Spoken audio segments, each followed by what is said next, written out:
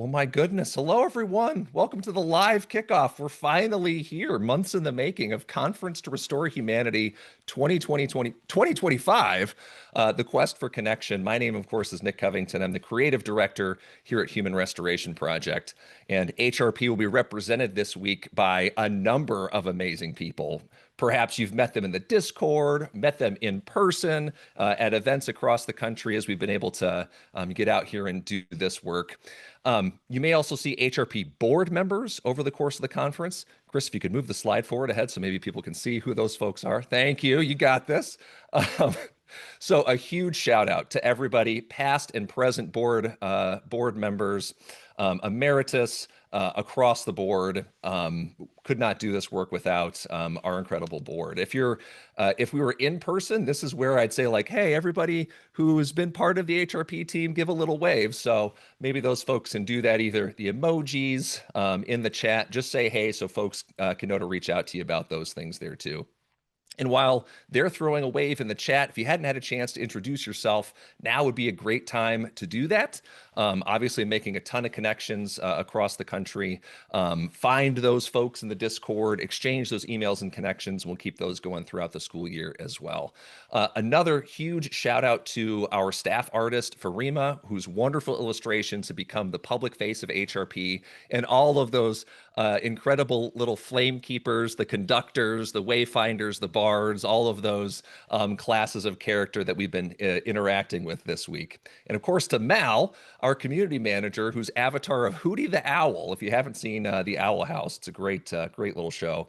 You'll find him as the face of our Discord as well. And you can get notifications on Discord for all of the events for this conference and beyond by going to the little events tab at the top and clicking that you're interested. So it'll ping you with those things that you want to attend. So I'll be emceeing a lot of the live events this week, but hopefully today is the most that you'll hear from me before we turn it over to the other wonderful facilitators that we have this week. Of course, I've got the pleasure and privilege of kicking things off with Dr. Sarah Fine later this morning, whose recorded keynote I know that you've listened to and watched and re-listened and re-watched as many times as I have. I've filled up my notepad with pages of notes, questions, and connections as Dr. Fine spoke so powerfully to that grammar of the periphery and what we can learn from authentic experiences at the fringes of schooling.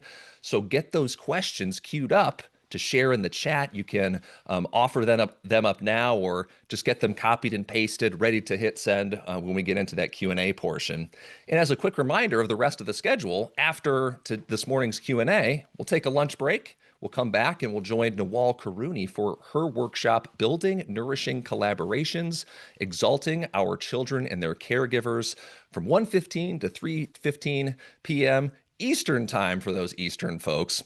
And then HRP will be back for a short but super interactive session just later on in the afternoon from 3:30 to 4:15. And then this evening and every evening of the conference, we'll be offering a couple options for low-key virtual get-togethers. And you've got plenty of options to choose from. You can join Mal as he helps to build the world of lore and chat about the ways of designing a role-playing game specifically to facilitate learning. And then stick around if you'd like for an interactive playthrough and reflection session of Scholark, which is actually an HRP designed game-based reflection toolkit for educators. And as I had mentioned, if you haven't yet, it'd be the perfect time to join the Discord. Maybe we can drop a link to it here in the chat if folks got to the Zoom via a different link and want to get started on the Discord. It might look like a lot at first, but there's really only a couple places you need to be to participate this week. Be sure to verify your ticket in the conference channel, and then you'll be able to find all of the other events and links and participate in the back channel chat there. We also have a help desk if you have any other questions. Of course, last shout out, I'd like to thank you all for joining us this week to include HRP and this community in your summer plans, and give a special shout out to all of our donors and supporters who've helped us get where we are today. We literally could not do this without you, as well as this year's sponsors. So our first one is Learning Inspired, led by Mike Nicholson. It's a forward-thinking education consulting agency committed to learning and supporting the development of student agency, with a focus on moving away from constraints and moving toward possibilities. Learning Inspire Ed helps school districts create the best conditions for students to lead their own learning. Mike currently works with districts across the United States, from Colorado to Virginia and from Florida to Vermont, in this game-changing work. Also hosts the wonderful Student Power Summit that we've attended for a couple years in a row here. Just a great show. Also like to thank Teacher Powered Schools, which launched in 2014 as an initiative to highlight teacher-powered initiatives and support teacher teams in securing collective autonomy to design and run their own schools. It's a collaborative of people working to create student-centered learning environments, build capacity of educator teams, and advocate for teacher-powered opportunities. In addition to their website, check out their upcoming conference this October in Ypsilanti, Michigan. We've got lots of Michiganders and new Michiganders attending this week too. Of course, Sokol Moran Partners, led by renowned educators and leaders, Ira Sokol and Pam Moran, who work with educator teams of all shapes and sizes to develop schools that support children as they grow into creative, inventive, empathetic, and collaborative lifelong learners in our communities. Their innovative workshop model helps schools use portrait of a learner models to implement practices to help learners thrive in life, not just in school. I'd also like to thank the Lab for New Teaching, a new organization offering professional learning for educators that's affordable, progressive, and hopeful. The Lab creates spaces where collective expertise becomes curriculum, empowering educators through collaborative reflection, dialogue, and frameworks that foster human connection and education. KMS, Intercultural Education, is a consultancy firm that develops capacity for bridging differences through a mutual understanding of our unique lived experience. Through workshops, education on cultural frameworks, and coaching, KMS strives to build empathy and dialogue skills to better our communities. And you can learn more at kmsinterculturaled.com. Of course, we wouldn't be here without What School Could Be, which highlights innovative work happening across the United States and abroad, with a focus on trusting and supporting educators for building schools that prepare young people to lead fulfilling lives in a future begging for higher order competencies. Their work includes podcasts, writings, documentaries, including the recently released film Multiple Choice, now screening in select communities, that answers the question, what if our students saw college not as the only path, but one of many paths that lead to a full life of purpose? And certainly, last but not least, in addition to being among HRP's closest friends and collaborators, STEMpunks Foundation is dedicated to creating a more inclusive and equitable world for neurodivergent and disabled individuals. By challenging traditional systems and advocating for accessibility, STEMpunks promotes a supportive community that celebrates diversity and empowers people to thrive in their unique ways. Their innovative approach combines direct support with advocacy and education, driving change in both public perception and policy. And recently, a good cross-section of STEMpunks sat down with the HRP team for a podcast episode that I think we just released a couple cycles ago. So be sure to check that out. And just everybody, go ahead and give a huge wave if you're a member of, a part of, one of the team members from one of these incredible organizations, so folks know that they can connect with you in here too.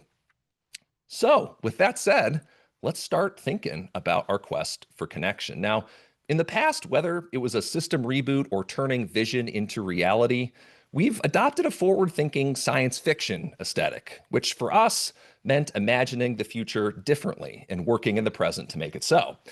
This year, however, we took inspiration from world-building fantasy projects in our quest for connection, whether it's tabletop and pen and paper role-playing games like Dungeons and Dragons, or works like N.K. Jemison's Inheritance trilogy, where in book 2 we find protagonist Ori Shoth reflecting about the forces of light and darkness in her world. True light is dependent on the presence of other lights, she says. Take the others away and darkness results. Yet the reverse is not true. Take away darkness and there is only more darkness. Darkness can exist by itself. Light cannot. Darkness, chaos, the unknown, and the unseen is always present, waiting for the lights to go out. Even light itself can be a civilizing force in every meaning of that word.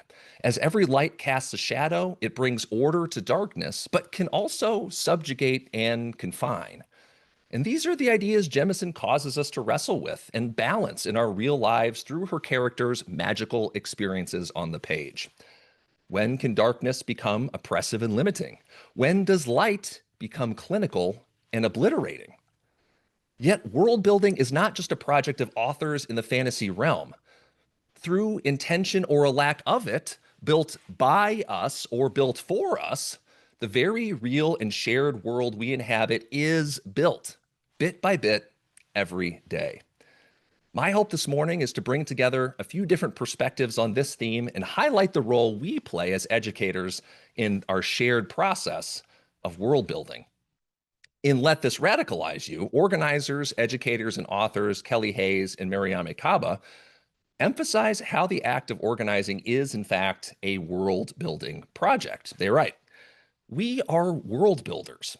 Just as great writers construct vivid fictional realms that we as readers can actively envision, our minds create vast landscapes that fill in the gaps in our understandings of the past, present, and future. Our mental maps of the world and of history itself are the products of our own world building process. We fill in the empty spaces with theory, prediction, and possibility. Sometimes the filler is gray," they say, "pessimistic and cynical, and we assume the worst of every detail. This does not demand much of us in terms of learning or creativity. Some people color in blank spaces with optimistic assumptions. Some are true detectives, seeking every concrete detail they can as forensically as possible. We do the same to the present. We do the same to the future." Now, Adrienne Marie Brown is another author and organizer whose work in emergent strategy influences our own here at HRP.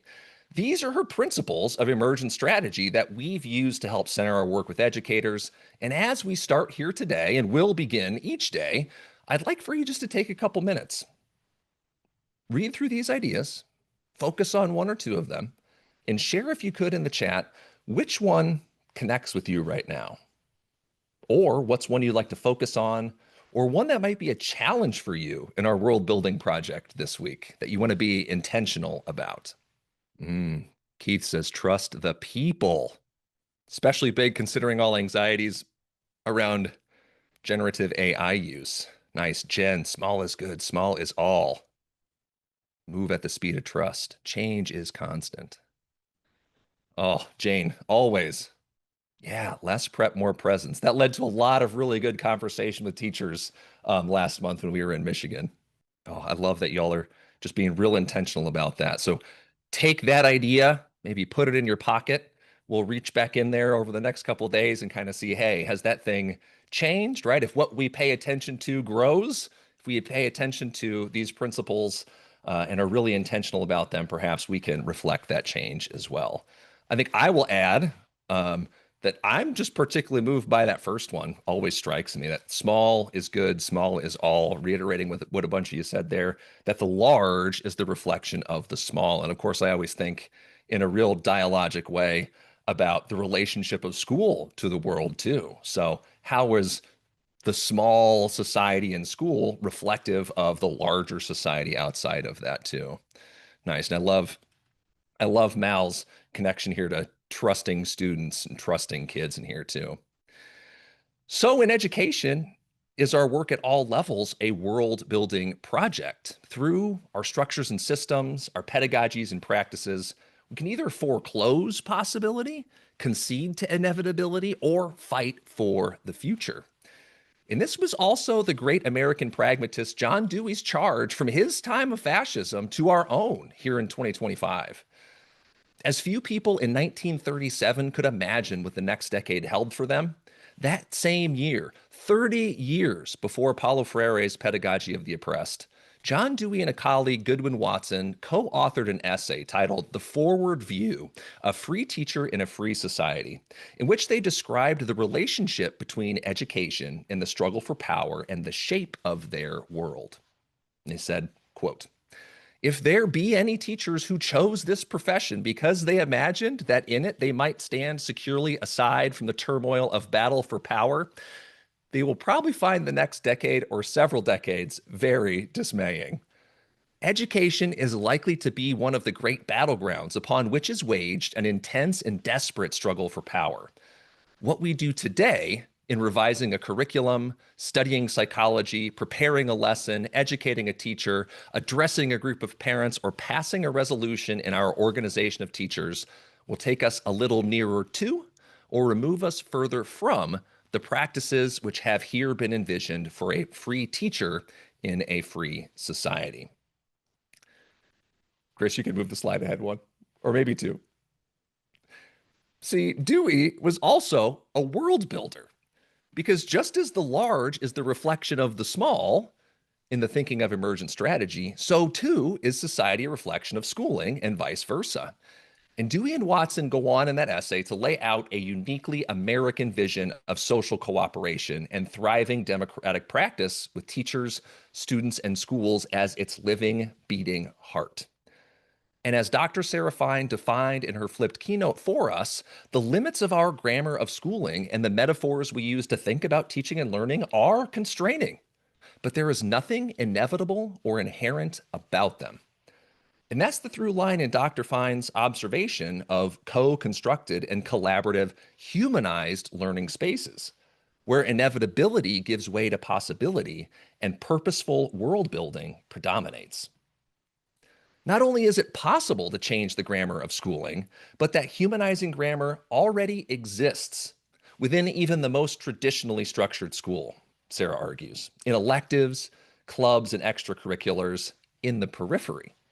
These spaces, she points out, offer the hallmarks of a learner-centered system: trust, safety, and authentic care where learners and educators co-design coursework.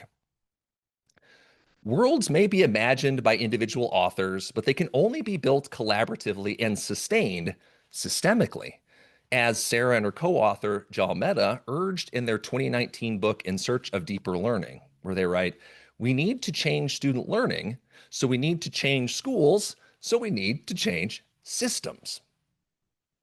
As Kelly Hayes and Mariame Kaba write, life will be a scramble, but we will not scramble alone.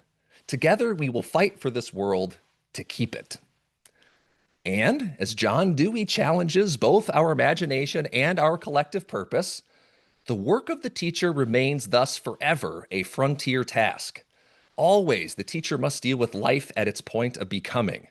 What has been and what is are the raw materials out of which students and teachers must create what is to be.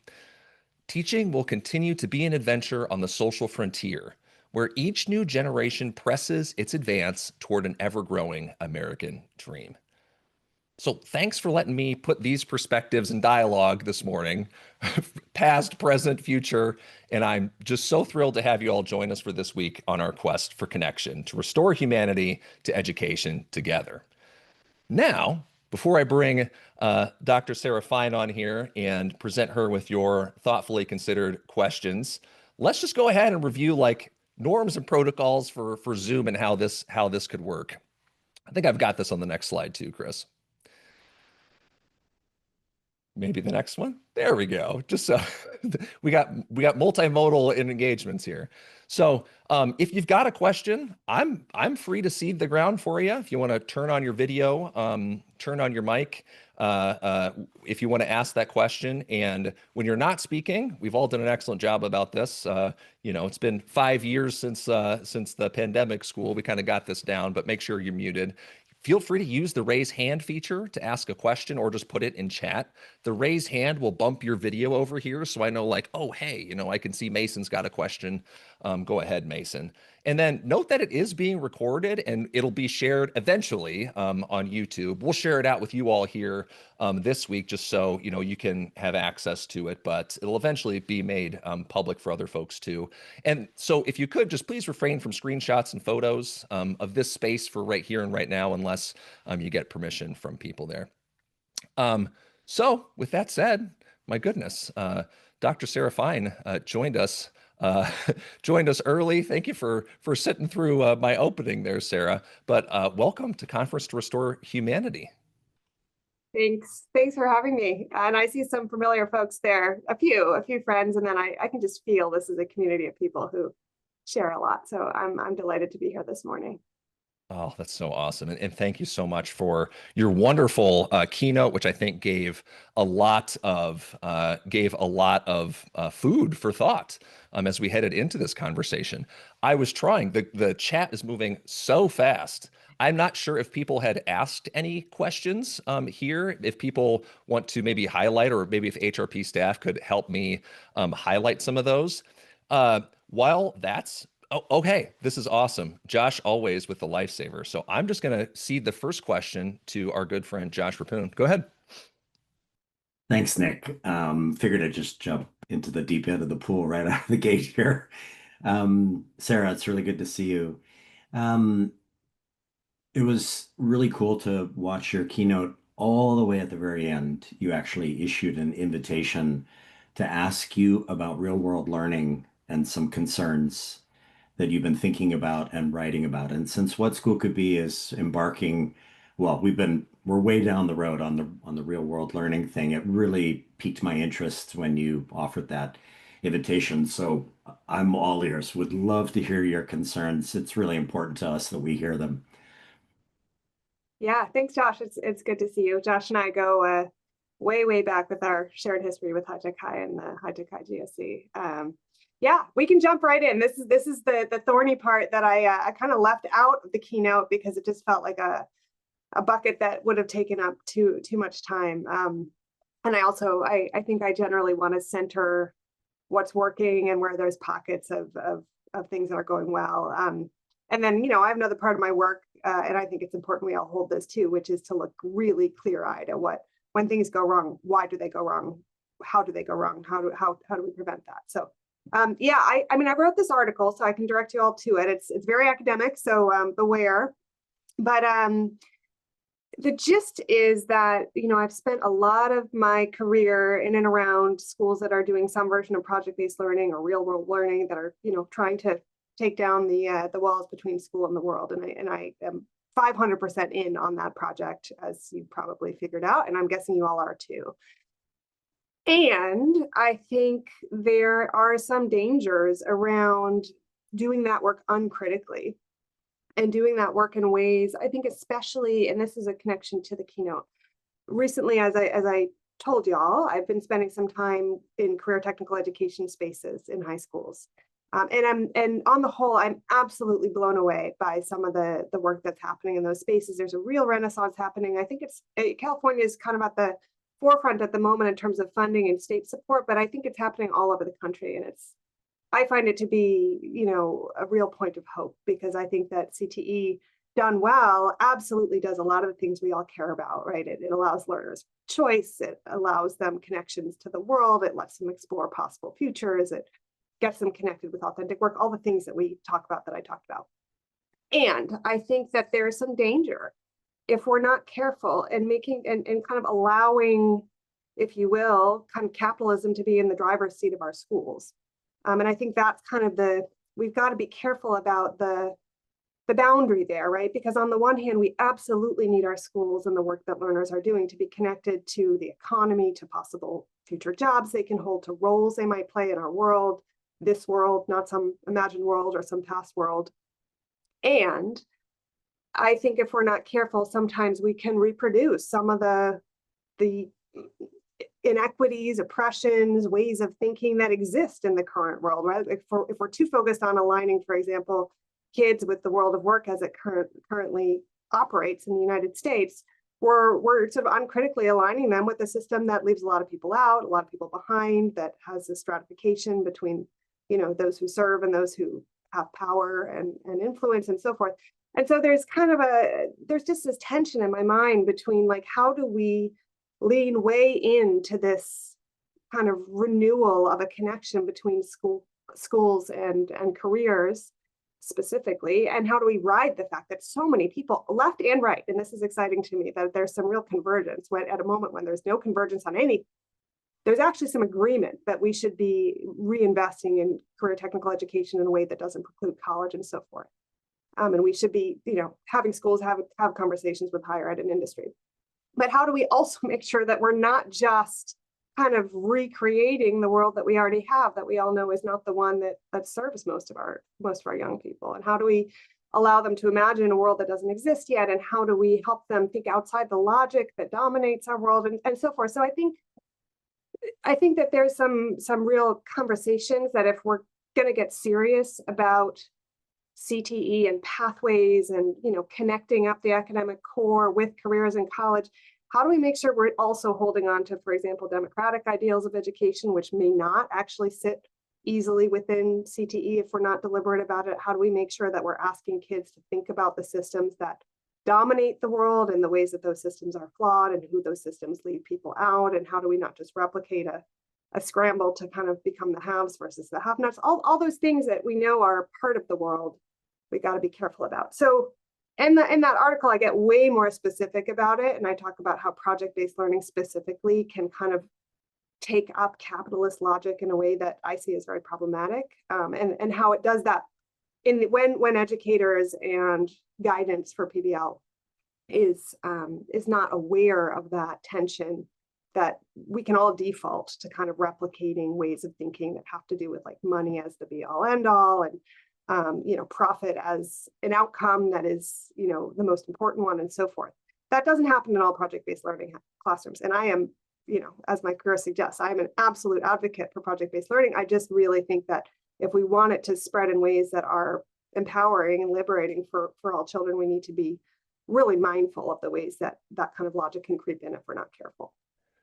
I'll stop That's there. awesome. Really have a lot to say, but Would love to have the link if it's possible, and we'll have the whole What's Cool Could Be team read it. That's perfect moment for that. Thank you. awesome. Thanks, Josh. And that might be the link that Chris had dropped in here, your article, Sarah, but money makes it real. So if you just scroll the chat up a little bit, I think Chris linked to the journal report for that, and I would second that. It's an excellent, critical piece bringing these two perspectives together. And I'll sort of echo a follow up here real quick before turning things over to Mason, because I'm echoing what I hear Jane Shore putting here in the chat too.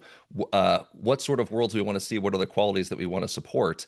And I wonder, Sarah, just because you bring you know, so much wealth of observation and you've seen so many learning contexts, what is another good example of a school that you think is doing that really well, as opposed to the less critical but money makes it real PBL stuff?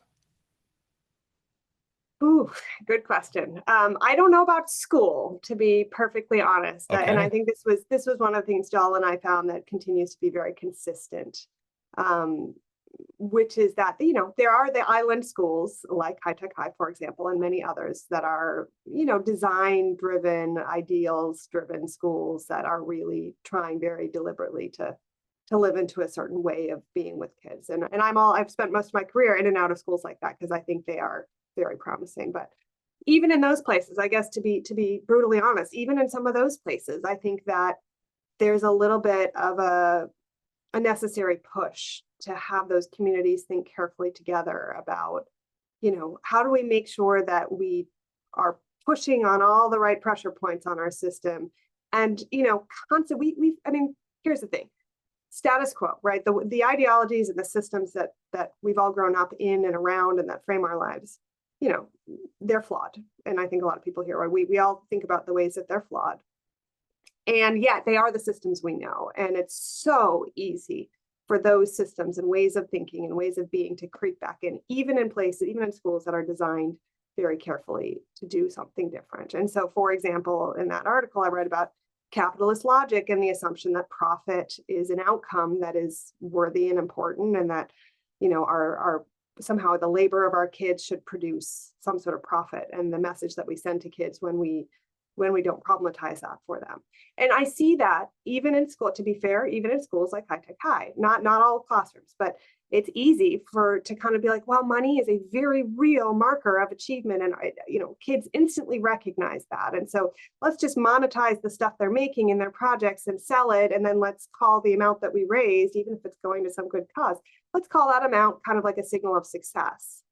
And that happens even in places that are trying to be very deliberate about liberation and empowerment and inclusion and equity.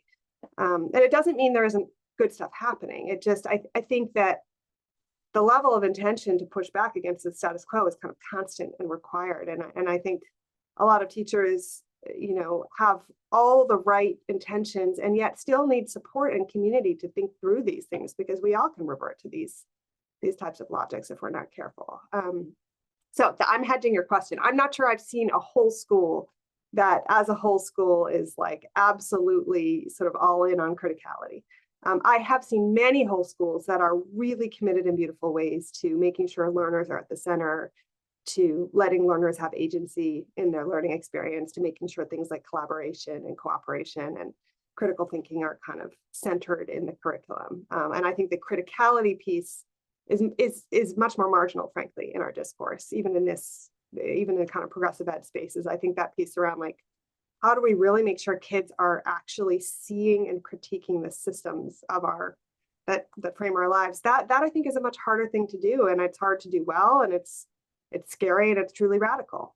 I sometimes think that 21st century skills have become de-radicalized at this point. Like we've decoupled them from the fact that, like everybody wants to talk about 21st century skills now, which is not a bad thing. I think it's good in general, but like even Trump's administration, when he was running, had a whole thing about 21st century skills, which doesn't negate that they're important, but it's like, okay, they've kind of been neutralized to a point. We've forgotten that what we're pushing on is actually like systemic change that allows young people to experience and make a different world than the one we have. And if we kind of forget that part, I think there's some danger there. I want to even just signpost again, Tom Rendon in the chat. It says maybe a question, and I don't know if I'm asking this so much as just kind of elevating this, because what it sort of seems like, and what Tom is getting at here, and what you're talking about, Sarah, is really it's like a discourse or dialogue around the purpose of education and the function that it serves in society. And perhaps it's schools that you've visited where they're answering that question differently than other schools, in either more humanizing or more, I guess, commercial or market-oriented ways. Do you see that as sort of a root? I don't know if it's a cause, but like just kind of stripping everything else away is what we're getting at. Like, what's the purpose of education? How do we arrive at that purpose? Yeah, totally. I mean, I joke like that's the, day one of graduate school, ed school, which I'm sure many of you have been to in one way or another, is like, what's the purpose of education? Oh my God, mind blown. But it's true. I mean, it is the question. And I think fundamental disagreements about what schools should be, stem from that. And it's interesting, right? Like, I think economic survival has to be one of our purposes of education. And there are people who disagree with me, and I'm happy to talk, but I don't want to argue that we should be, blithely ignoring the imperative for schools to make sure that kids can earn a living wage in this world that we currently live in. And I think that if we go too hard in the direction of allowing that to be the only purpose of education and not thinking about a kind of constellation of purposes that can play together well, then I think there's some danger there. On the other hand, I think our schools are systematically failing even at that purpose, right? Like our schools are not setting up our kids to thrive in the 21st century economy, especially kids who have marginalized identities. And we know that. So it's like, it's tricky because it's like, we could do that a whole lot better, and we should. And also, I think we need to not lose sight of other purposes, right? We need kids to be able to see the systems around them and feel that they are able to act on them and participate in social movements. We need them to be able to see themselves as civic actors. We need them to be able to kind of make sense of all the information coming at them at all the time. We need them to feel healthy, grounded in themselves. We want them to have positive psychology around who they are and who they can become and how they relate to others and all the things, right? So it's tricky. And I think it's really important that school systems and individual schools have some clarity around what their answers to that question is in order to build systems that can answer it. And they rarely do. I think we often have these like wilderness systems where little pockets have different answers to that question. And, ask any person in the system, like, what's the purpose here? And you're going to get a different answer. And kids encounter this immense incoherence during their time. And if they're lucky, they come out with like some usable skills on a bunch of different fronts, but it's not because there was a design. Yeah, it's like education systems on autopilot. They just carry forward via their own momentum. I'm happy to highlight, as Chris has too, we've been copying and pasting some of these questions over here just so we could kind of make sense of an order of some of these. But so if it's not the case that if we haven't lifted up your question, we're not going to get to it. I would like to just call on Mason here real quick, since he's just been waiting so patiently. Thanks, Mason. No problem.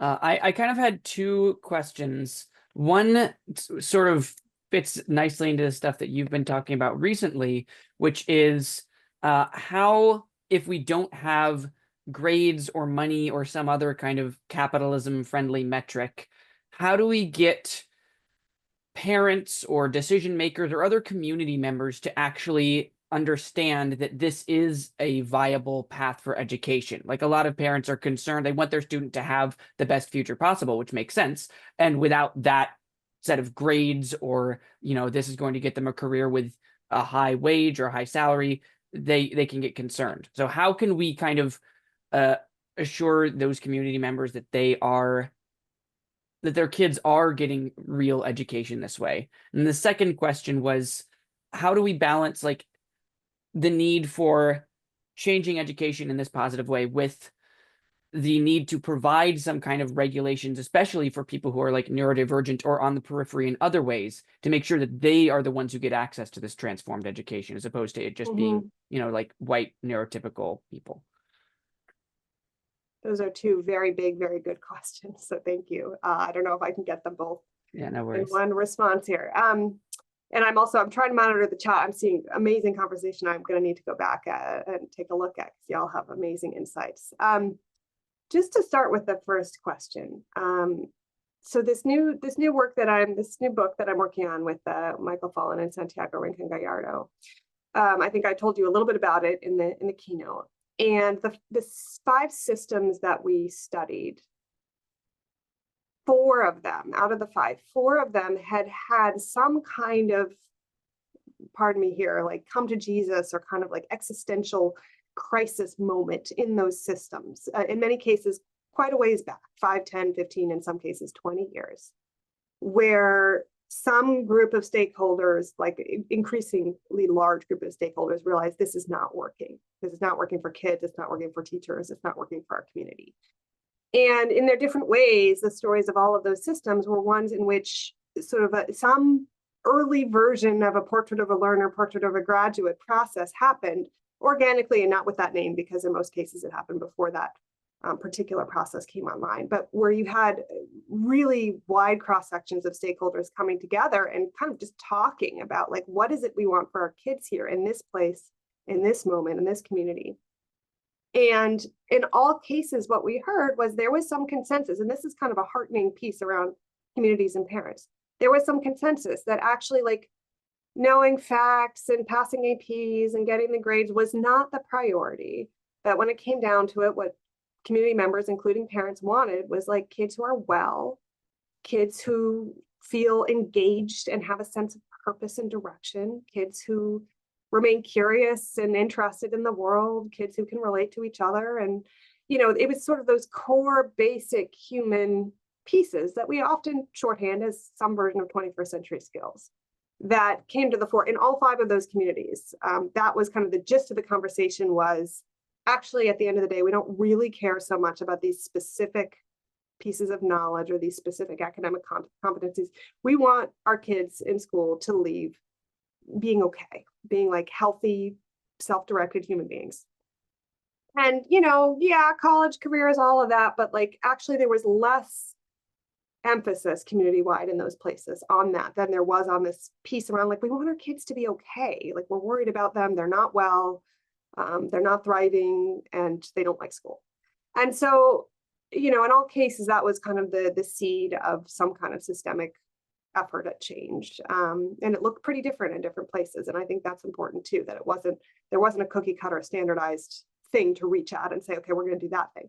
But in all cases, there was real consensus at sort of like when people were really honest with themselves around what they wanted for young people. And young people were at the table in many of these cases too. And so, one, I think that's helpful, because I think under the right conditions, a lot of folks who engage with young people can actually kind of get to roughly the same place around what they care about. And then also, I think there's a piece around careers in college mattering, but for those who our current system is leaving behind, it's not working anyway, right? And so, and again, it's not an accident. It's out of the 5 systems that we studied, sorry, 6 systems that we studied, 5 of them were quite disadvantaged. One of them was more of a middle class, upper middle class affluent school system. But in many cases, these are places where we have high concentrations of the kids for whom the current grammar of schooling and the current structure of our education system is failing them. And I think it's not an accident where those are the places where you see some real innovation and some real energy around reinventing what school means. Because I think folks in those systems, again, at the end of the day, they recognize like this system was not built for these kids. It's not actually doing what it says it should be doing. It's not getting them to and through college in ways that allow them to enter the middle class, at least not at scale.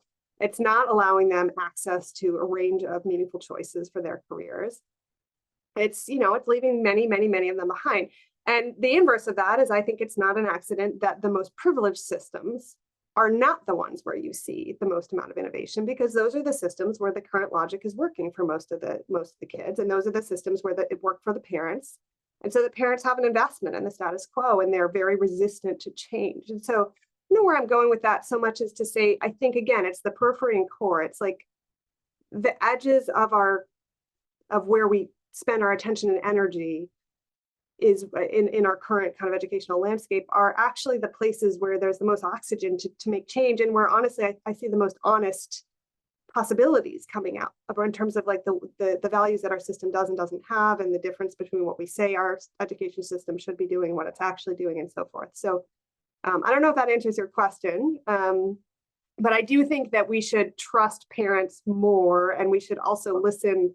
Again, we should listen to those for whom this current system is working least well, and we should expect that those for whom the current system worked pretty well or very well are going to be the ones who are most invested in making sure that it stays the way that it does. Yeah, and then I think you're gonna have to re-say your second question because I'm not sure I remember it well enough. Mason, you got it? Yeah, it just All right. brief, like a lot of times if there aren't, regulations and standards, people who are, say, who are on the periphery in other ways will kind of be left out. So how can we balance like being innovative with protecting those people? Yeah. That's like, you just named the tension, right? Which is, we need guardrails and we need to make sure that we have ways to ensure the floor. For example, we need, basic ways to make sure that everybody's included. And a lot of the guardrails we even already have, which are probably not enough, are at risk right now. So I don't want to like sugarcoat that. Like we know, for example, that the funds and supports for our most marginalized learners that are provided for and supported by the federal government are effectively being wiped out right now. And I find that terrifying. And on the other hand, when we red tape everything and we codify and standardize everything, all that happens, if we're lucky, is we raise the floor a little bit. And what we should really care about is blowing open the ceiling and making sure that all learners have really powerful opportunities, not just kind of at very least opportunities. So I would just name that as a thing that system leaders and folks in our field have to constantly be thinking about, right? What is the right balance between guardrails and floors, and sort of guarantees of basic support? And how do we make sure that those are real? And also making sure that what we're really like, spending our time and energy on is how do we make sure that all learners are actually getting, we're thinking creatively and aspirationally about the most powerful experiences we can design for our learners. And I would just say, again, to go back to the keynote, I spent a little bit of time during this last round of field work at alternative high schools. And those are the schools serving, teens who are parents, teens who have significant neurodiversity, teens who have social emotional disturbances and crises and trauma in their lives that make traditional high schools even harder for them than it is for most kids. And those were the places where a lot of really, really interesting work was happening. Those are the places where teachers and kids were coming together and saying, oh, this thing does not work. What are we going to dream up for next year together? And again, that's scary because it's, we could dream up something really bad. We could dream up something worse than the alternative, right? But that wasn't what was happening. It was just this incredible sense of like co-creation, co-generation, and just this honesty about like the current system doesn't work. And, these these particular kids in these alternative high schools, they are the most obvious signals of how it's not working. And it's not working much more subtly for many other kids. But in these spaces, there's kind of no ability to paper that over. And so everybody just is in the space of like, let's do it differently. What would happen if? And I think we as a field could stand to pay a lot more attention to what's happening in those places, because I think there's some real innovation that we could be spreading more broadly. Yeah, there's a huge overlap between what you were just speaking to there. I mean, what happens at the periphery, and then when you were speaking to that, Sarah, Carla Shalaby's framing of them as the canaries, you know, in the coal mine from Troublemakers just popped into my mind immediately. 100%. And yes, she and I absolutely love her work, and I've taken a lot from her ideas for sure.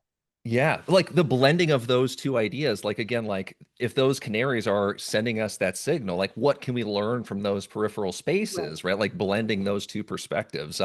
One thing I want to reiterate for folks too is we have educators who are working in those peripheries, in electives and clubs, who work as art and music and all those other places that you were talking about in your keynote. I would say if you're those people and work in those spaces in particular, maybe just either in the chat or in the Discord or something, just say like, hey, I'm this person in that context. Talk to me about the periphery.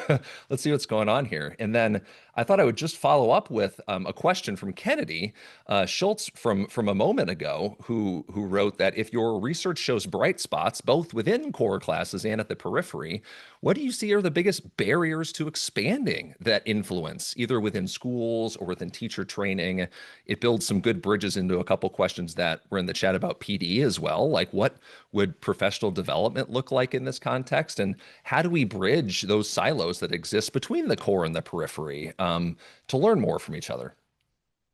Yeah, that's a great question. That's the question I hope to spend the next, I hope that I continue to work on, which is like, how do we bring the lessons from these more innovative places into the core? Because I should have said this in my keynote and I didn't.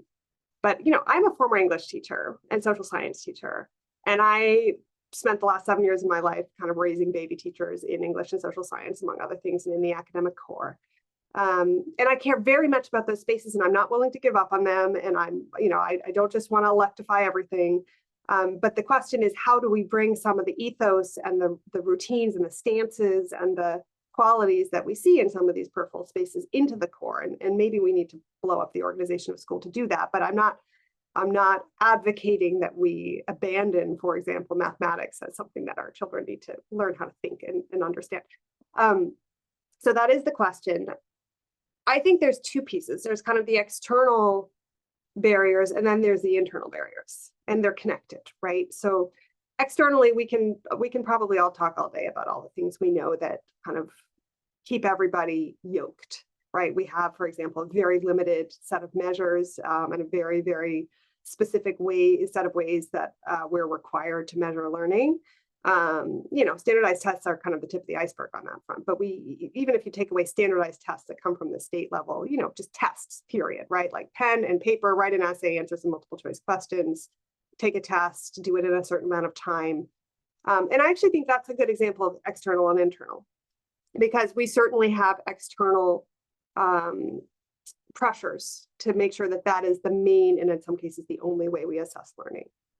And also, as teachers and educators who have experienced the system, been, socialized by the system, and then become part of the system, we also kind of internalize that. So I think what's interesting is in some cases, when you unyoke teachers from those kinds of assessments, it's very hard for them to imagine something different without examples and supports and community and supports that come from each other and from outside, because we have a sort of imagination problem, because it's, we know what we know and we don't know what we don't know. So I think that holds for a lot of the things we could name as barriers, which is it's very important to kind of unyoke educators and schools from some of the barriers we know to be important. For example, the Carnegie unit, and maybe even age-graded classrooms, and the ways we organize disciplines, and the pressure to move through the textbook and take a test that's focused on content and not depth, and so forth. And I am not a magical thinker that if we just unyoked everybody tomorrow from all of those things, that all of a sudden schools would become amazing. I don't think they would. I think there'd be the possibility for some new practice, but I think we all hold the grammar of schooling like in our bones. And so I think the most powerful thing as a teacher, when I was a teacher, was actually seeing what alternatives looked like at a very granular level. Like going into my colleague's classroom who was also teaching 10th grade English and seeing her do portfolio assessment. And this, mind you, this is like 2003 or something like that, very early, probably not the kind of, but being like, oh, that's what it looks like. That's what it sounds like. That is the particular instructional language she's using to get her kids to get this going. Like, here's her rubric. I mean, just, you know, the kind of brass tacks part of it all. And I tend to think that most educators could and would and will be very energized to do that kind of work. And they need to be able to imagine it, and they need examples of it, and they need to see it, how it actually comes together in the context of a classroom. And then, of course, we need a sort of external system that supports it and incentivizes it and celebrates it and allows for experimentation and innovation. All right. And I just want to, Josh, do you have another question or a follow-up at all? Because I can definitely. Oh, okay. Nope, sorry, I didn't want to dismiss you on there. Gosh, I was just typing a response here to Trevor because maybe it gets to like that PD component, and perhaps where you've seen this work, but you know,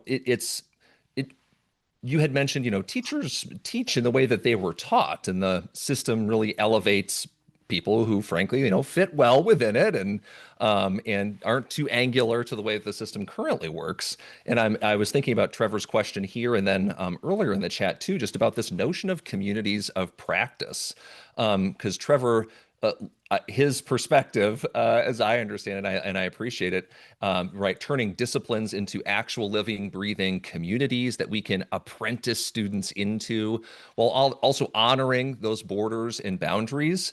But I wonder too that if the work of educators doesn't look like communities of practice and apprenticeships, right? It's still very hierarchical. It's still, you know, very top down. And I think that gets reflected in classrooms as well. Are there examples or instances where you've seen shifts in teacher professional development or into like those communities of practice? Is that one of the levers, or I guess like the secret sauce that can be used to help shift systems as well, to emphasize professional development and teacher organization and hierarchies, I guess? Yeah. I'd love to pull an example from one of the cases in the upcoming book, which is Anaheim Union High School District. I don't know if we have any friends here who know that district. About 2 hours north of me here in San Diego. They're just south of LA.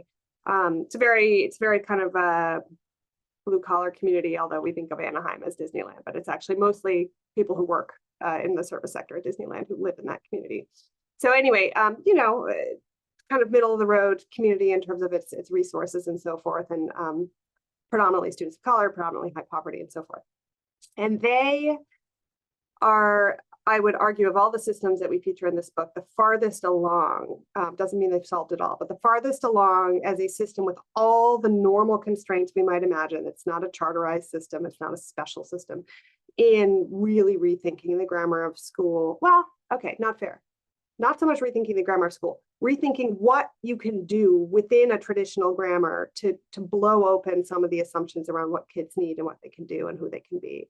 And one of the things they've done is, and they moved to an entirely performance-based assessment system, for example, and they really have gone all in on naming and making, they call them the 5 C's, but sort of 21st century skills, be the key driver of all of their assessments, of all of their curriculum development and so forth. But one of the things they've done that I find really exciting is they have repurposed some of their Title II funds and some of the money that they're able to use and direct toward teachers. And they have these, what they call summer colloquiums, and teachers can be paid for, I think, a full 2 weeks, if I'm getting this right, in the summer, to get together with colleagues from across disciplines in their own school. And it's often like a couple teachers from the English department, a couple teachers from the ag program. You know, you have teachers from sort of different parts of these big high schools that under normal circumstances wouldn't be talking to each other. And they are co-designing projects together that cross their disciplines that align to the 5 C's that the district has identified as its key driver, that have shared assessments. I mean, they're essentially moving toward interdisciplinary project-based learning. What's most interesting is they're doing it in the context of a heavily unionized, very sort of normal space that has not yet been able, they still have GPAs measured the way that most people measure GPA. They still have a 6-period day in their high schools. But they're getting teachers in spaces together with others that they don't usually talk to. They're giving them significant time and energy to kind of dream together. And they use that language. Like, the idea is to dream up some new stuff and to collaborate, not collaborate like, oh, let's look at test scores together and see how we can support our most needy students, which is important. But in terms of what usually happens in PLC time. And they're doing it in the summer, which I think is not inconsequential. Like, I think about the mindset that teachers have in the summer versus the way teachers are thinking when you have to go back to 3rd period after the meeting with your colleagues. And they're also, I think the district is doing a very good job of elevating some of the nascent work that's happening cross-disciplinary, and they have a big showcase several times a year of these projects and so forth. So they're sort of fueling the fire on a whole bunch of different fronts. They have some guardrails, they have some shared goals and values, they have some shared rubrics. They've come up with, like, these are our core values, these are some basic ways that we measure them. Now go run with your colleagues and see what you can come up with. And I saw some really amazing work coming out of that. So I saw, for example, a project that was getting off the ground. It was collaboration between their biotechnology pathway and their law. They have a law pathway, and they have a chemistry teacher, and they were all collaborating on this, crime scene investigation project where, the biotechnology kids were doing forensics and the law kids were doing the trial, and it was, I've seen this kind of work happen at project-based schools like High Tech High. So it's not like mind-blowing in terms of, oh, we could do this kind of work, but it's pretty mind-blowing to me that this is in the context of like a 2,000 kid high school with a 7-period day and with a building for each department. And, they were really figuring out, how do we get people in a room together at the right time for the right length of time with the right set of shared supports to really let them dream together and start to do things differently. So I take that as a sign of hope that this kind of work can get off the ground even outside of those special places, And I love the special places, but I'm not sure that most educators can imagine, turning all schools into a High Tech High and so forth. So, yeah, there really is something dramatic in that. Again, my mind just keeps coming back to, like, that small is all thing, and how you can't just change the parts of the system for one of the groups. You can't just change the model for students and expect that teachers are going to get with it unless the work of teachers also changes, which I'm thinking, again, if you even take that one step further, I'm sure that there's different relationships between teachers and administrators in that district than there might be in a more traditional, boxed in, where a lot of the work happens in a district office, far away, and teachers are expected to, just teach the curriculum as it is without a lot of input. This seems a lot more trusting and professionalized for both sides of the equation, admin trusting teachers trusting students, and everyone kind of co-constructing and collaborating on that all together. Yeah, Michael Fullen has a very academic way of describing that, and I forget exactly what it is, but it has to do with kind of non-hierarchical learning across levels of the system, right? So you have, because to your point, in Anaheim, you have people from the central office who are hanging out at these summer colloquiums and actually invested in understanding, what is this work like? Teachers are the ones who actually have to figure out what it looks like day to day. Like, the system leaders can't do that. But if they pay attention and listen, and when it goes well, they then have a schema in their head. Oh, this is kind of an example of what we're talking about.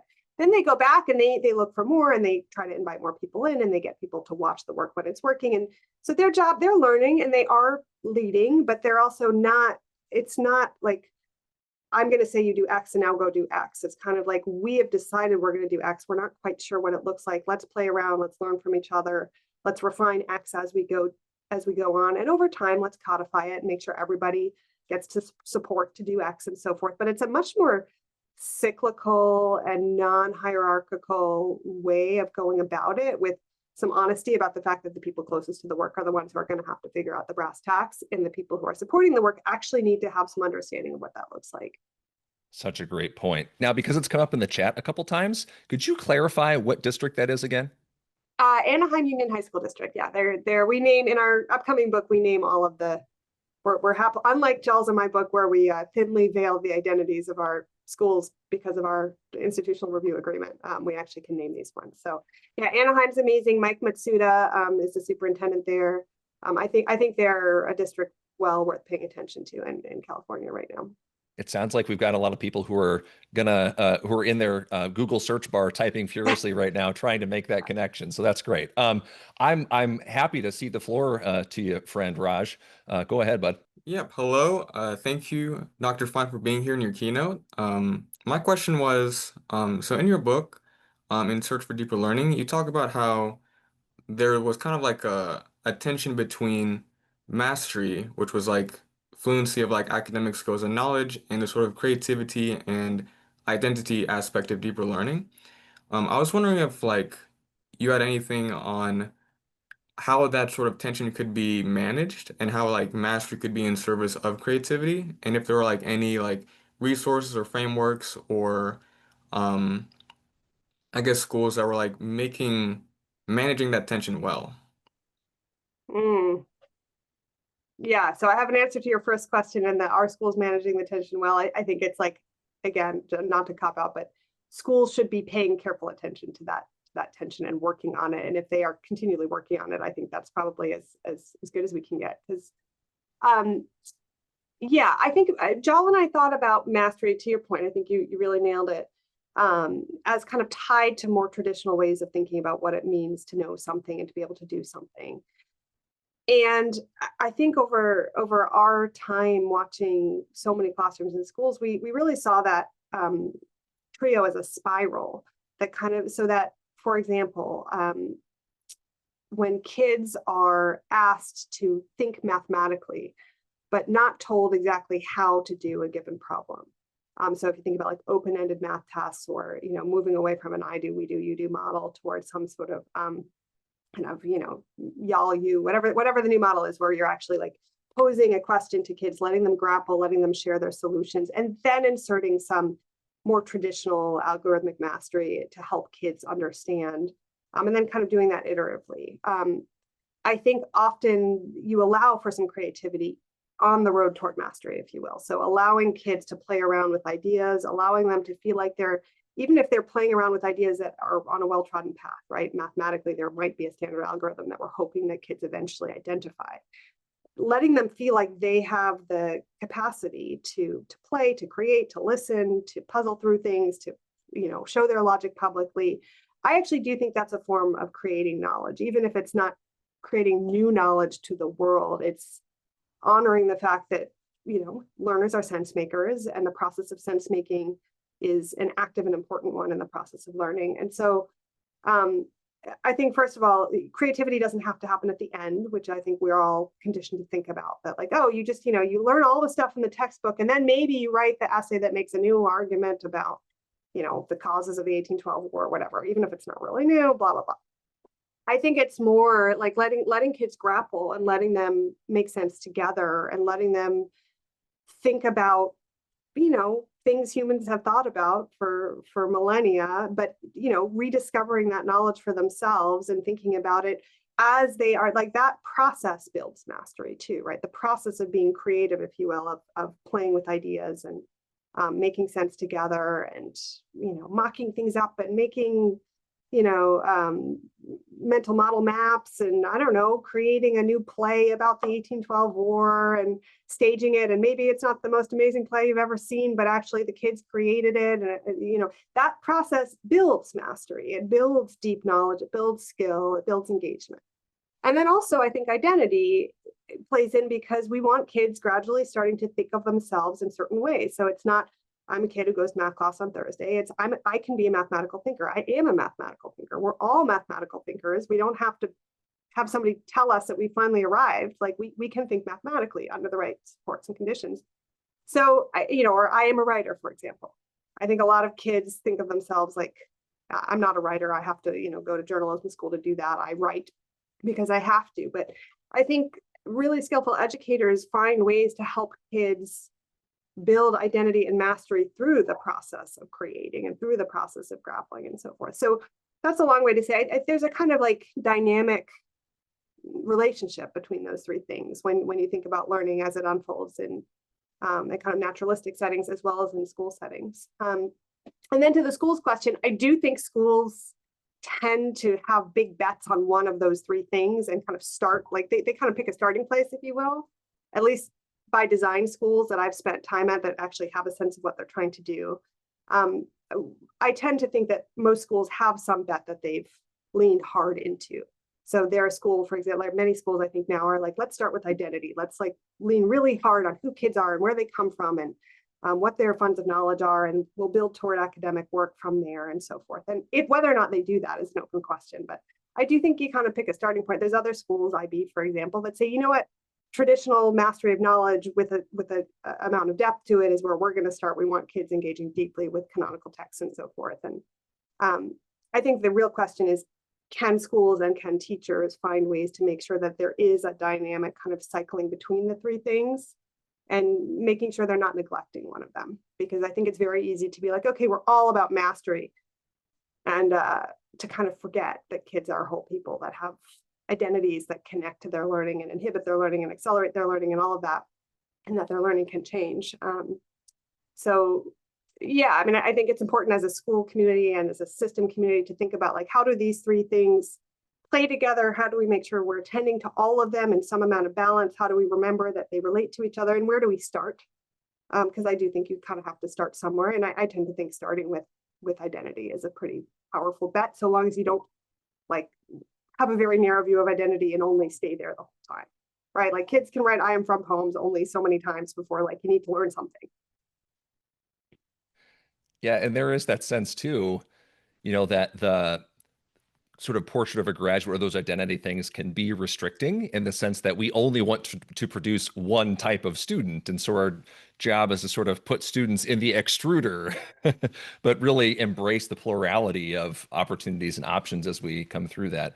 Another connection, as you were speaking, Sarah, is that's like the work of Dr. Mary Helen Immordino-Yang's work on identity, and how, especially for adolescents, like those are not optional pieces, right? Like those speak so much to, their brain development, their human development, their place in society. And I'm just so glad that, there's a lot of good research on the neuroscience side to say like this stuff isn't optional. We're doing this at the same time that we're teaching them content as we're actually, building child's identities. So it really does matter whether they think of themselves as math people or not. And if the structures of school put barriers in front of that, well, they're gonna be turned off from the whole enterprise entirely, right? Just by saying I'm not a this kind of person. I'm not a math or science or history person.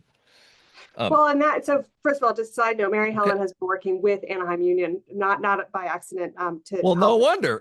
Yeah, to help them think about new forms of measurement, and specifically, she's into this concept of transcendent thinking, which I think is a really powerful line to push on. So if you want to go do some reading about that, I'd direct you back to her work. And actually, Anaheim in general, I think one of their big strengths is they are really pushing the boundaries on measurement big time. They're just collaborating with anybody who will work with them to try to figure out how do we measure what we've decided matters, because our current system doesn't. I was just going to say, though, one of the things about career technical education and the arts, and these quote unquote peripheral, or we can come up with another word, but these spaces that policy and conversations about schooling don't tend to pay as much attention to, kids tend to have very strong identity connected to those spaces. And that is every school I've been to that has those kinds of spaces. The kids, I'm a theater kid. Oh, I'm a construction kid. Oh, I'm a medical pathways kid. Like, they have, and they'll wear the shirts. I mean, all the way down to like kids who are experimenting with their own identity by wearing, the shirt that advertises the career fair, medical pathways career fair they went to last year. Like it becomes tied to their, desire to figure out who they are. How do they fit in? Who are my people? Who are not my people? And I think that's important. I'm not convinced that every kid needs to have a strong identity in every part of a school that they spend their time at. I think our world needs lots of people who identify in lots of different ways and have affinities and skills tied to different domains. We don't want all kids feeling connected to all things at all times. And I think kids have such incoherent experiences of school that it becomes so fragmented. Like I was in, I think I was in Fresno, which, by the way, we read about Fresno as having a really powerful career technical education ecosystem that's very much pushing the boundaries on the either or with college. But they've really not figured out the academic core. Like their academic core is really no farther along than anyone. And, you know, we would go to these schools and we'd see these kids who spend half their day in the construction shop, and they're incredibly skillful, and they walk into that space and you just see their bodies, like they just change, like they're purposeful and they know where things are and they know what to do, and they don't need a teacher to launch them, and they don't need a entrance ticket or whatever. I mean, they just get to work because they know what they're doing, and they're doing it in teams, and they have an arc of learning tied to a set of skills they're building. But then, you know, we did some focus groups with particular kids, and like they hate math class and they feel really disempowered, and like math is a huge, you know, a huge barrier and obstacle for them, and they're taking math class, you know, on the other side of the school with kids that they don't know very well, and it kills me because the work of construction involves a huge amount of math and engineering knowledge, but they're not making the connection, and their identities are entangled only in one space and actually kind of exclusive of another space because of the way school is set up and because of the way that math class works and so forth. And it just, I think the real question is, how do we, as a system and as educators and as schools, how do we seam those back together in ways that help kids carry over where they feel agentic and where they feel efficacious and where they feel connected and identified into other spaces? Because in some cases, it's like, of course they're connected. Like, how could you not be an engineering and a science and a STEM person if you're, you know, measuring stuff all day and solving plumbing problems and figuring out why your lever doesn't work? I mean, that's science, that's math, but they don't see it that way because our system hasn't helped them see it that way and so forth. Yeah, I'll emphasize this little sidebar between Trevor and I. If schools aren't a place where kids can find identities, they'll find identities elsewhere. There's lots of online communities that we might not want kids to join who will welcome them and embrace them if we're not willing to have a lot of different kids, you know, either make room for their identities in the core, or provide a lot of different opportunities for them to find themselves, find each other, and find community at the periphery. I'll pass the mic to you, Jess. Go ahead, friend. Well, thanks for calling me friend. I'm well outside my comfort zone. I've never been around this community, but hello. I'm curious. I thought I saw something in your keynote that that deserves sort of calling out. We're in this system and space where there's a lot of dichotomous thinking. You're either going to teach to the individual, or you're going to worry about community. You're either going to do assessments that are based on grades or some sort of achievement, or you're going to abandon that altogether. You're not there. You're doing nuance in a way that I'm not seeing a lot of people do nuance. Your keynote, you gave anecdotes. This isn't just about academic articles and the quantitative or just the qualitative. The anecdote here matters. And when I'm in higher ed in Canada, and I focus on marginalized learners, and the notion of who is marginalized is not something that should stop at political boundaries or any kind of identity boundaries even. I feel as though it's in the storytelling and these anecdotes. Like I have a colleague, Kevin Gannon, who in his book talked about a student who was doing really well and then all of a sudden disappeared and was doing nothing. And thankfully, he had created enough of a connection with her that she came to him and admitted she had an addiction, and that she was going to a methadone clinic, and the clinic was only open during the time. So she's trying to do this really positive thing, and then she's failing in class. And here is this enormously relational moment where this does not scale. This is not something you can put into a nice framework or a one-pager or a two-pager. You can't necessarily even do professional development around this. And so I saw in your keynote this nuance coming through, and I wonder if you can talk about some of the challenges we have because of scale, because of the capitalism in every system, including education, and how you see hope there. I'm feeling very cynical, but then I see a keynote like yours that does the nuance and demonstrates it for people. And I just wonder if you can sort of surface that a little more. Thanks, Jess.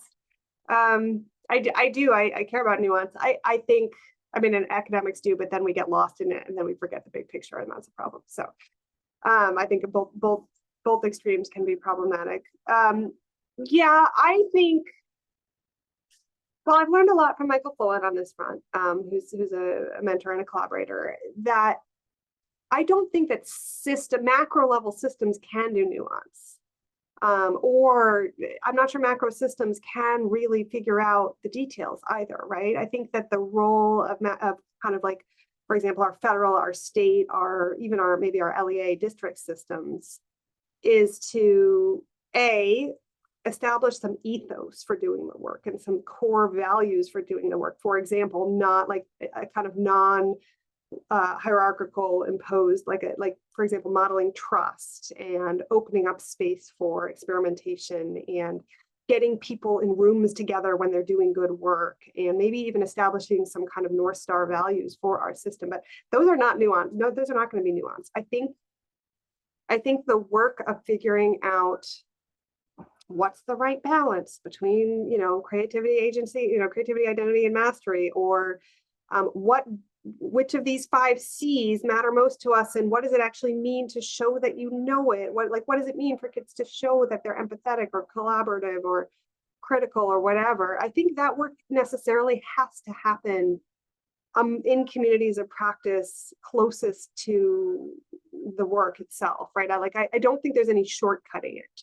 I think every system, I think there is a role for our macro system to have some clear values and to develop ways of, basic ways of saying this is what it would look like to show that you're living into these values.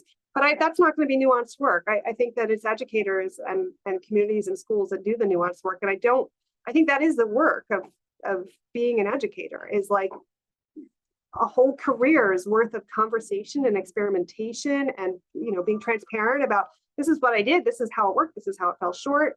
You're going to try it, you're going to iterate, let's try it as a community. And I think there's ways we can learn more rapidly across communities. I think we have an incredible siloing problem in our field where people figure stuff out in one department or one classroom, one school, and then that knowledge there's never an opportunity for that to get shared.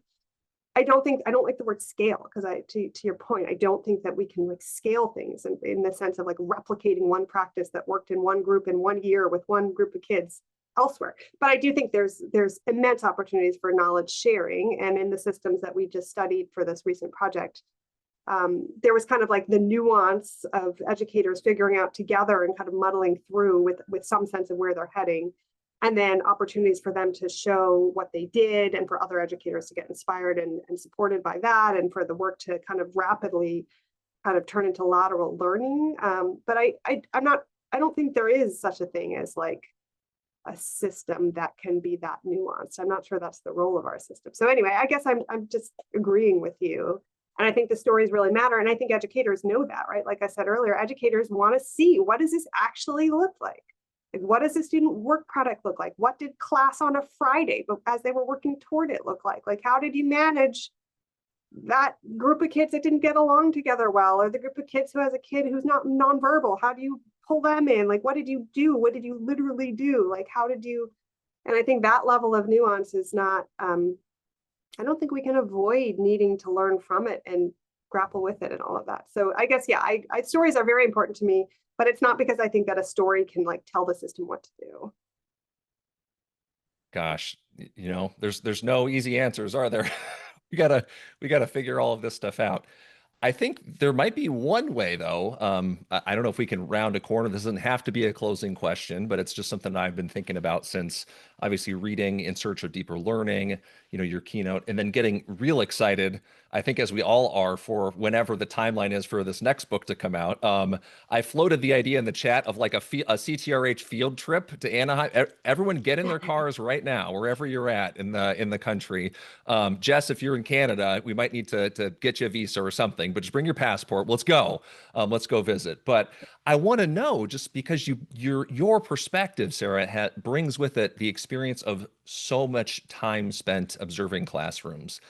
I think for a lot of teachers, especially for people who aren't here in the room with us today, they only ever experience maybe one classroom, right? Like their own. And they might be career teachers with a ton of experience who are really excellent at their jobs, who have only ever experienced doing it one way. And I'm not, let's break the binary here. I'm not detracting from that experience one way or the other. But from your perspective, like, to speak perhaps to methodology, right? And the lenses that you put on every day, like, how do you perceive teachers and students and schools differently that leads you to see a different set of problems and solutions than what's typically gleaned? Like, let's just say we leave this conference and head into the school year, right, with our experience of one classroom. How can we better see the experience of school like the Dr. Fine way? Yeah, good question. I don't know if you want to see it the Dr. Fine way. Somebody said that they're generally like not very optimistic, and I feel like I'm constantly I've seen so much that it feels sometimes like it's very hard not to see just all the ways that our system is so predictably bad, or limited, or whatever. And that's, I don't like hanging out in that. I don't like hanging out there. So that's like the backdrop, not the foreground of my work. Okay, so the hopeful part is every school has a million worlds existing within it for all the reasons we've talked about, right? Like schools tend to be quite incoherent. Even in schools that have some coherence, practice is very fragmented, isolated, siloed, and so forth. The downside of that, of course, is that our students tend to experience massive incoherence. And if they're lucky, they get some pockets or some teachers or some years or some programs where they really feel like it lights them up, and that's enough to carry them through. And if they're not lucky, they don't, or it's not enough to carry them through. The upside of that is you don't have to go fly to Anaheim to go see work that looks and feels different from your classroom or your, the other classrooms you might happen to be near, or your colleagues in your department. I actually think like moving through your own school in a very deliberate way could be incredibly informative, right? So I actually think, for example, Anaheim, but also another district I talked about in the keynote, Lindsay, both of them have really strong routines for classroom walkthroughs, rounds, if you will. And they do those with parents, but they also liberate their departments to do those. So every department every year gets several days where and these are in high schools, where the department goes around together into their colleagues' classrooms, not within their department, but across departments. So what's happening in the dance studio? What's happening in math? What's happening in biotech? So I think that is, and that can be support. Obviously, it's hard to get a release to do that without system support, but it doesn't take massive funding or transportation to be able to actually like move around your school and be like, how do they do it? What do my kids look like when they enter this other space? Because sometimes that's what's so shocking. And frankly, for me, when I was a teacher, really humbling to see my own students who I had very strong stories about who they were as learners, for better or worse, in a different space in a school, in a different, in an ecosystem that had a slightly different logic or a different ethos or a different way of organizing the learning, and be like, whoa, they don't talk like that in my class. Like, I thought they were the quiet ones. Oh my God, they're leaders, I think there's a lot to be learned just at home. And I think the more teachers can advocate for that, and the more that site and system leaders can liberate a little bit of time and energy for teachers to do that in a way that can be generative and has some structure for conversation and learning, I think that can be really powerful.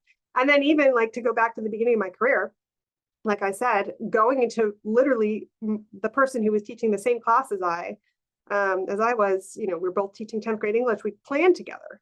We like planned our days together, but then walking over to her room and being like, oh my gosh, it looks and sounds really different in her room. Even when we wrote the daily plan together, I want to do this, this, and this. and then changing my practice tomorrow in some small ways. Like even that was enough to generate some. And I think that goes back to the idea that we all have a kind of imagination problem, right? Like we know what we know, and we are who we are, and we teach who we are, and we, you know, the more we can see what alternatives look and sound like, the more we might be able to imagine and think about what it is we want to incorporate into our own practice. Now we have just a couple of minutes. I don't want to bring necessarily new folks up here and risk not getting questions answered. But Sarah, is there any sort of closing thought or a through line or something that you'd like to leave this audience of 60 folks with headed into this coming school year? That's a hard one. To put you on the spot?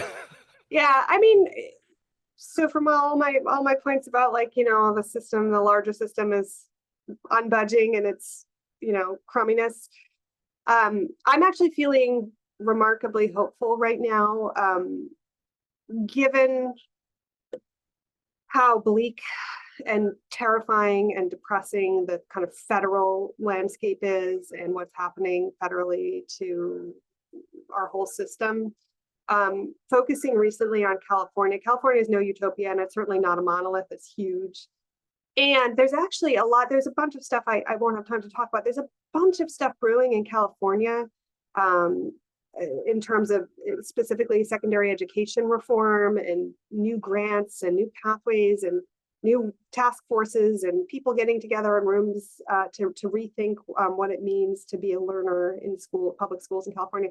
It actually gives me quite a lot of hope. And it's a very powerful contrast for me when I start to despair, when I like open up the newspaper every morning, to think that there's always pockets of people who are thinking along the same lines. I mean, our system is huge. And so I do think there's some value in being like, where is the oxygen in this system, even in my school or in, you know, in my district or in my state or, you know, this space, for example. Like there are people out there who are, just because the story about what's happening nationally is a particular thing right now and a very scary particular thing, does not negate the fact that people are still pushing forward in all kinds of interesting ways in their own spaces. And if we can find them and talk with them and figure out where the good work is happening, like I think there's still a lot of momentum and energy around that.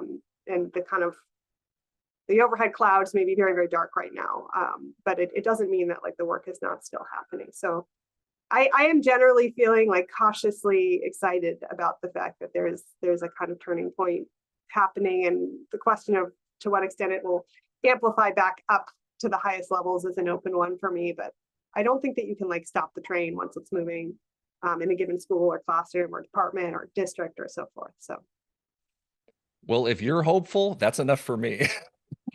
And I just take so much heart, both from the examples that you bring to bear and the way that you know, you're able to be a huge connecting piece to, again, this work takes a lot of head down, you know, on the ground effort. It takes perhaps outsiders, you know, to elevate that and connect it to other parts of the system who want to see what's going on. So I'm grateful for you for bringing those examples to bear, for bringing your perspective, for bringing everything, and for taking the time to be with us today here, Sarah. Thank you so much. yeah, thanks for having me. I can't wait to read this chat. I'm going to save it, y'all, because I can tell how many insightful and provocative questions there are there, and I really appreciate the dialogue. Oh, I know. At this point, I'm worried it's going to be like 57-page PDF, you know, when we export this thing. Take And me that's all a great, day, but that's okay. Seems worth it.